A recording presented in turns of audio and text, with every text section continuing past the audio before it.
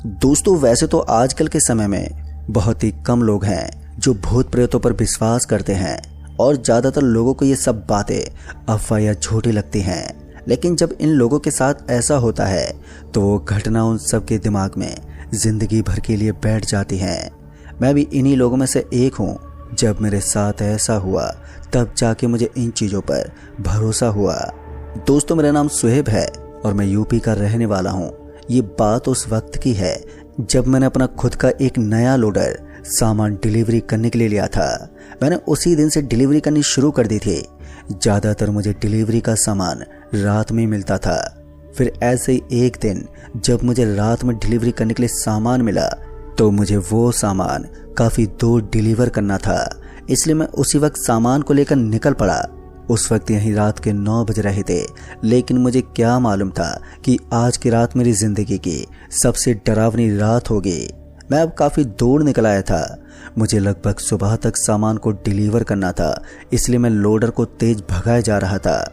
मैं जिस रास्ते पर था उस रास्ते पर मुझे बहुत ही कम गाड़ियाँ दिखाई दे रही थी। अभी मैं लोडर को आगे बढ़ा ही रहा था कि तभी थोड़ी दूरी पर मुझे एक लड़की नीली साड़ी पहने खड़ी हुई नजर आई। वो लड़की मुझे गाड़ी को रुकने का इशारा दे रही थी। उस लड़की को रास्ते पर अकेला खड़ा देखकर मैंने सोचा कि आखिर इस लड़की के साथ ऐसा क्या हुआ है जो ये सुनसान जगह पर अकेले खड़ी है।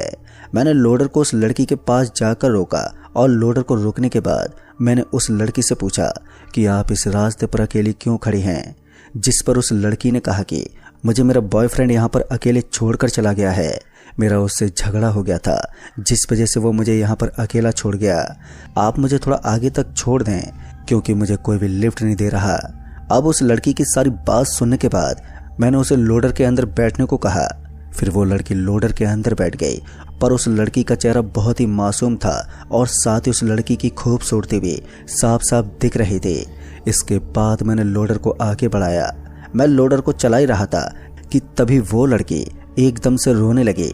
उस लड़की को रोता हुआ देखकर मैंने उस लड़की से पूछा भी कि क्या हुआ आपको, आप रो क्यों रही हो। मैंने अभी इतना बोला ही होगा कि तभी सामने से एक ट्रक तेज रफ्तार में मेरी तरफ आता हुआ दिखाई दिया। वो ट्रक वाला मुझे हॉर्न भी मारे जा रहा था, जिसके बाद मैंने लोडर को फौरन ही साइड में लिया और फिर एकदम से ब्रेक मार दिए, जिसकी वजह से मेरा सर लोडर के हैंडल में जाकर लगा। फिर उसके बाद मैं वहीं पर बेहोश हो गया और फिर जब थोड़ी देर के बाद मेरी आंख खुली तो मैंने देखा कि मैं लोडर के अंदर ही हूँ, पर वो लड़की लोडर के अंदर नहीं थी जिसको मैंने लिफ्ट दी थी। मैं अपने सर को पकड़कर लोडर से बाहर निकला और इधर उधर देखने लगा। तभी मैंने पाया कि मेरी गाड़ी एक कब्रिस्तान के बाहर खड़ी हुई है। फिर जब मैंने उस कब्रिस्तान का बोर्ड देखा तो उस पर लिखा हुआ था प्यासा कब्रिस्तान। ये लिखा देखकर मुझे थोड़ा अजीब लगा। दरअसल मैंने सोचा कि लोग क्या क्या नाम रख देते हैं। मुझे उस वक्त बिल्कुल भी डर नहीं लगता था, इसलिए मैं उस लड़की को वहीं पर ढूंढने लगा। मैं उस लड़की को काफ़ी आवाज़ भी लगा रहा था, पर मुझे वो लड़की वहाँ पर कहीं भी दिखाई नहीं दे रही थी। फिर काफ़ी देर इधर उधर ढूंढने के बाद भी वो लड़की जब मुझे कहीं नहीं मिली तो मैं अपने लोडर के पास जाने लगा। और फिर जैसे ही मैं लोडर के करीब पहुंचा कि तभी मुझे पीछे से चिल्लाने की एक आवाज़ आई। उस आवाज़ को मैंने जैसे ही सुना तो मैं फौरन ही पीछे पलटा और फिर जब मैंने देखा तो मैंने पाया कि 2 लड़के उस लड़की को पकड़कर कब्रिस्तान के अंदर लेकर जा रहे थे। उस लड़की को जैसे ही मैंने देखा तो मेरी समझ में नहीं आया कि आखिर ये लड़की उन लड़कों के पास कैसे पहुंची। अभी मैं उस लड़की की तरफ देख ही रहा था कि तभी वो लड़की मुझे मदद के लिए पुकारने लगी। उस लड़की के पुकारते ही मैं सीधा उस लड़की के पास जाने लगा। अभी मैंने अपना पहला कदम बढ़ाया ही होगा कि तभी पता नहीं किसी ने पीछे से मेरे सर पर कोई भारी चीज़ मारी, जिस वजह से मैं नीचे गिरकर बेहोश हो गया। और फिर जब मेरी आंखें खुली तो मैंने अपने आप को उस कब्रिस्तान के अंदर पाया। मेरा सर अभी काफ़ी भारी हो रखा था। मैं अपने सर को पकड़कर उठा और उस कब्रिस्तान के चारों तरफ देखने लगा। मुझे उस कब्रिस्तान में अभी भी कोई भी नज़र नहीं आ रहा था। मैंने उस लड़की को आवाज़ भी लगाई, मगर वो लड़की मुझे वहाँ पर कहीं भी दिखाई नहीं दी। और जब वो लड़की मुझे कहीं भी दिखाई नहीं दी तो मैं वहाँ से बाहर की तरफ जाने लगा। मैं अभी बाहर ही जा रहा था कि तभी अचानक से किसी ने मेरे कंधे पर अपना हाथ रखा। अपने कंधे पर किसी का हाथ रखते ही जब मैंने पीछे मुड़कर देखा तो मैंने पाया कि मेरे पीछे वही 2 लड़के खड़े थे जो उस लड़की को इस कब्रिस्तान के अंदर लेकर जा रहे थे। उन लोगों को सामने देखते ही मैंने उनसे कहा कि अरे भाई, वो लड़की कहाँ पर है? पर जब वो लोग मुझे पकड़कर लेकर जाने लगे तो उस वक्त मेरे कुछ भी समझ में नहीं आ रहा था कि ये लोग मुझे कहाँ पर लेकर जा रहे हैं। मैंने उनसे पूछा भी, मगर मेरे कहने पर भी उन लोगों ने मुझे कुछ नहीं बताया और इसी के चलते वो लोग मुझे एक कब्र के पास ले गए और फिर मेरे हाथ पैरों को पकड़कर मुझे वहीं की एक कब्र के अंदर डाल दिया और साथ ही वो कब्र बंद कर दी। उस वक्त मैं बहुत ही चीखता चिल्लाता रहा कि मुझे छोड़ दो, मगर जब तक उन लोगों ने मुझे उस कब्र के अंदर नहीं डाला तब तक उन्हें शांति नहीं मिली। फिर वो लोग मुझे कब्र के अंदर बंद करने के बाद वहां से चले गए। उस कब्र के अंदर मेरा दम घुटने लगा था। मैंने उस कब्र को अंदर से खोलने की बहुत ही कोशिश की, लेकिन फिर भी वो कब्र मुझसे नहीं खुली। मैं कब्र से ही काफ़ी आवाज़ लगा रहा था ताकि वो लोग मुझे बाहर निकाल दे, लेकिन ये सोचने का मेरा कोई फ़ायदा नहीं था, क्योंकि अगर उन्हें मुझे निकालना ही होता तो वो मुझे इस कब्र में बंदी क्यों करते। मैं अभी यही सोच रहा था कि तभी अचानक से वो कब्र खुल गई। उस कब्र को खुलता देख मेरी जान में जान आई और उसके बाद मैं सीधा उस कब्र से बाहर निकलकर तेजी से भागने लगा। मैं अभी उस कब्र के दरवाजे पर पहुंचने वाला था कि तभी मेरे सामने वही लड़की और उसके साथ में 2 लड़के मेरे सामने आकर खड़े हो गए। उन लोगों को सामने देखकर मैं बहुत ही घबरा गया, मगर ताज्जुब की बात तो ये थी कि वो लड़की इन लड़कों से मिली हुई थी। मुझे कहीं ना कहीं ये लगने लगा था कि कहीं ये लड़की जानबूझकर मुझे यहाँ पर लेकर तो नहीं आई है। अभी मेरे मन में यही सब सवाल चल रहे थे, लेकिन फिर अचानक से उन लोगों के चेहरे अपने आप बदलने लगे और साथ ही उन लोगों का शरीर भी। वो लोग अब बहुत ही भयानक बन चुके थे। उन लोगों को ऐसी हालत में देखकर मुझे बिल्कुल भी विश्वास नहीं हो रहा था कि ये लोग भूत हैं। फिर इसी के चलते उस लड़की ने मुझे गर्दन से पकड़कर ऊपर उठा दिया, जिसकी वजह से मेरी सांसें उखड़ने लगी। उस वक्त मेरे गले से बिल्कुल भी आवाज़ नहीं निकल रही थी, लेकिन फिर उसके बाद उस लड़की ने मुझे नीचे उतार दिया। नीचे उतारते ही मेरी जान में जान आई। मेरा गला बहुत ही दर्द करने लगा था। तभी मैंने डरते हुए उन लोगों से कहा कि तुम लोग क्या चाहते हो? तुम लोग मुझे यहाँ पर क्यों लेकर आए हो? मैंने तुम्हारा क्या बिगाड़ा है?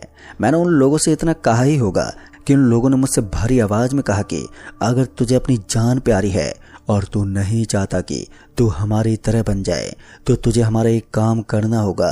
अगर तूने एक काम कर दिया तो तू बच जाएगा, नहीं तो तेरी भी मौत हो जाएगी। दोस्तों, उन लोगों की ये बात सुनकर मेरे अंदर डर और भी ज़्यादा बढ़ते जा रहा था। मुझे कुछ भी समझ में नहीं आ रहा था कि मैं करूं तो करूं क्या। एक तो मैं यहाँ इतनी बुरी तरह से फंस गया हूँ कि मुझे अपनी जान बचाने का एक ही चारा है। अगर मैंने इनका काम किया तो ही मैं बच सकता हूँ, वरना मेरी मौत तो पक्की है। तभी मैंने उन लोगों से पूछा कि मुझे क्या करना होगा, जिस पर उन लोगों ने मुझे बताया कि तुझे इस कब्रिस्तान के आखिरी में एक रास्ता मिलेगा, उसी रास्ते में तुझे जाना है। फिर थोड़ी दूर बाद तुझे एक कुआं दिखाई देगा और उस कुएं के अंदर 3 मटकियां रखी हुई हैं। उन मटकियों को तुझे वहां से बाहर निकालकर और आगे जाना है। वहीं तुझे एक गुफा दिखाई देगी। उस गुफा के अंदर तुझे एक आदमी मिलेगा। उसी आदमी को तुझे वो मटकियां देनी होंगी, जिसके बाद तेरी जान बच सकती है। उनकी ये बात सुनकर मुझे लगा कि ये काम तो मैं आसानी से कर दूंगा, मगर मैंने अभी इतना सोचा ही था कि तभी उन लोगों ने कहा कि ये काम इतना आसान नहीं है। 4 लोगों ने ये काम करने की कोशिश की थी, मगर शायद उनकी किस्मत खराब थी। उन सभी की मौत हो गई। उन लोगों के बाद तुम 5वें इंसान हो जो कि वो काम करोगे। उस कुएं के पास एक बहुत ही पहुंची हुई डैन रहती है। अगर तुम उस डैन से बचकर उस कुएं के पास पहुंच गए तो तुम बच जाओगे, लेकिन वो डैन तुम्हारे साथ छल भी कर सकती है। इतना बोलकर उन लोगों ने मुझे कब्रिस्तान के आखिरी में पहुंचा दिया। उस रास्ते को देखकर मेरे अंदर डर की सीमा बढ़ती जा रही थी, क्योंकि वो रास्ता घनी झाड़ियों और पेड़ों से पूरा घिरा हुआ दिखाई पड़ रहा था। मेरी तो हिम्मत ही नहीं हो रही थी कि मैं उस रास्ते में जाऊं, मगर मैं कुछ कर भी नहीं सकता था। फिर इसके बाद मैं अपने डर को काबू करके उस रास्ते की ओर जाने लगा। उस रास्ते में मुझे चीखने और चिल्लाने की आवाजें सुनाई दे रही थी। जैसे जैसे मैं अपने पैरों को आगे बढ़ाते जा रहा था तो वैसे वैसे मेरे दिल की धड़कनें बढ़ती ही जा रही थी। फिर इसके बाद जब मैं उस कुएं के पास पहुंचा तब जाके मुझे थोड़ी राहत मिली। दरअसल उस कुएं के पास पहुंचते ही मुझे एक झोंपड़ी दिखाई दी। मैंने सोचा कि उन लोगों ने तो मुझे इस झोंपड़ी के बारे में कुछ बताया ही नहीं, लेकिन फिर मैंने इन बातों को अनदेखा करके उस कुएं के पास जाने लगा। जब मैं उस कुएं के पास पहुंचा तो मैंने देखा कि उस कुएं के अंदर वो मटकियां तो मुझे दिखाई नहीं दे रही थी, पर उस कुएं के अंदर मुझे काला पानी जरूर दिखाई दे रहा था। अब मैं करूं तो करूं क्या? अभी मैं यही सोच रहा था कि तभी मुझे उस झोंपड़ी से किसी के बाहर आने की आहट आई। उस आहट को सुनते ही मैं उस कुएं के पीछे छुप गया कि कहीं वो मुझे देख ना ले। फिर जब मैंने वहां से छुपकर देखा तो मैंने पाया कि एक बूढ़ी औरत मुझे दिखाई दी। उस बूढ़ी औरत को देखते मैंने सोचा कि ये इतनी डरावनी जगह पर अकेली कैसे रहती है। यही सब सोचते सोचते मैं उसे देख रहा था कि तभी वो उस कुएं के पास आई और वो वहीं खड़ी होकर कुछ करने लगी। फिर थोड़ी देर के बाद वो कुएं से चली गई और उसके जाते जब मैंने उस कुएं में देखा तो मेरी आंखें फटी की फटी रह गई। दरअसल मैंने देखा कि अब उस कुएं के अंदर वही 3 मटकियां दिखाई दे रही थी। उन मटकियों को देखकर मुझे पता नहीं क्यों अजीब सा लग रहा था, लेकिन फिर इसके बाद मैंने सोचा कि मैं इन मटकियों को अंदर से निकालूंगा कैसे। ये मटकियां तो कुएं के काफी अंदर हैं। मैंने उस कुएं के आसपास भी देखा तो मुझे वहां पर कुछ भी नहीं मिला जिससे कि मैं उन मटकियों को बाहर निकाल सकूं। फिर उसके बाद मैं दबे पांव उस झोपड़ी के पास जाने लगा ताकि वहां से मुझे रस्सी मिल जाए जिससे कि मैं उन मटकियों को उस कुएं से बाहर निकाल पाऊं। जब मैं उस झोपड़ी के पास पहुंचा तो मैंने देखा कि उस झोपड़ी के दरवाजे के बगल में रस्सी टंगी हुई है और उस रस्सी को देखकर मैं सीधा उसे लेने गया। लेकिन फिर मैंने देखा कि जो बूढ़ी औरत थी अब वो एक डायन में बदल गई थी। वो उस झोपड़ी के अंदर हवन करके कोई मंत्र पढ़े जा रहे थे। उसको ये सब करता हुआ देखकर मेरे अंदर खौफ पैदा होने लगी थी। मुझे कहीं ना कहीं ये लगने लगा था कि अगर इस डायन ने मुझे देख लिया तो ये मुझे नहीं छोड़ेगी। मुझे कैसे भी करके उस रस्सी को वहां से लेना होगा, तभी मैं उन मटकियों को निकाल पाऊंगा। दोस्तों, मैं उसी वक्त दबे पांव उस रस्सी के पास जाने लगा। जब मैं उस रस्सी के पास पहुंचा तो मैं चुपचाप रस्सी को लेकर वहां से जाने लगा और फिर कुएं के पास पहुंचने के बाद मैंने उस रस्सी को वहीं पास के पेड़ में बांध दिया और फिर उसके बाद मैंने अपनी कमर में वो रस्सी कस के बांध ली और फिर मैं आराम आराम से उस कुएं के अंदर उतरने लगा। मुझे घबराहट तो बहुत हो रही थी, पर इसके अलावा मेरे पास और कोई चारा नहीं बचा था। मैं काफी धीरे धीरे उस कुएं के अंदर उतर रहा था और जब मैं उस कुएं के अंदर उतर गया तो मैंने देखा कि वो 3 मटकियां जमीन में गड़ी हुई थी। मैंने उन्हें बाहर निकाला और उन्हें लेकर मैं ऊपर जाने लगा। जब मैं उन्हें लेकर कुएं से बाहर आ गया तो फिर बाहर आने के बाद मैंने देखा कि अब मुझे वहां पर कोई भी झोंपड़ी दिखाई नहीं दे रही थी और साथ ही ना तो वो डायन। पर उस वक्त मेरी तो कुछ भी समझ में नहीं आया कि ऐसा कैसे हो सकता है कि एकदम से वो झोंपड़ी गायब हो गई। मैंने अपने चारों तरफ देखा मगर मुझे वो डायन कहीं भी दिखाई नहीं दी। मैंने ये सोचा कि इससे अच्छा मेरे लिए और क्या होगा कि वो डायन अब यहाँ से गायब हो चुकी है। अब मैं चुपचाप यहाँ से निकल जाता हूँ, वैसे भी मुझे उस डायन से बचना है। मैं वहां से जल्दी से भागने लगा और बिना पीछे देखे मैं आगे की तरफ भागता रहा। मैं वहां से काफी दूर आ गया था। उस वक्त मैं ये समझ गया कि अब तो मैं बच जाऊंगा क्योंकि मैं उस डायन से बच के यहाँ तक पहुंच ही गया हूँ। फिर इसके बाद मैं उस गुफा को ढूंढने लगा ताकि मुझे वो गुफा जल्दी मिल जाए, जिसके बाद मैं इस जगह से निकल जाऊं। मैं उस गुफा को वहां पर ढूंढता रहा मगर वो गुफा मुझे कहीं भी दिखाई नहीं दे रही थी। फिर इसके बाद मैं थक हार के वहीं पर एक पत्थर के पास बैठ गया क्योंकि मैं इतनी तेज भागते हुए जो आया था अब मेरी सांसें भी उखड़ने लगी थी।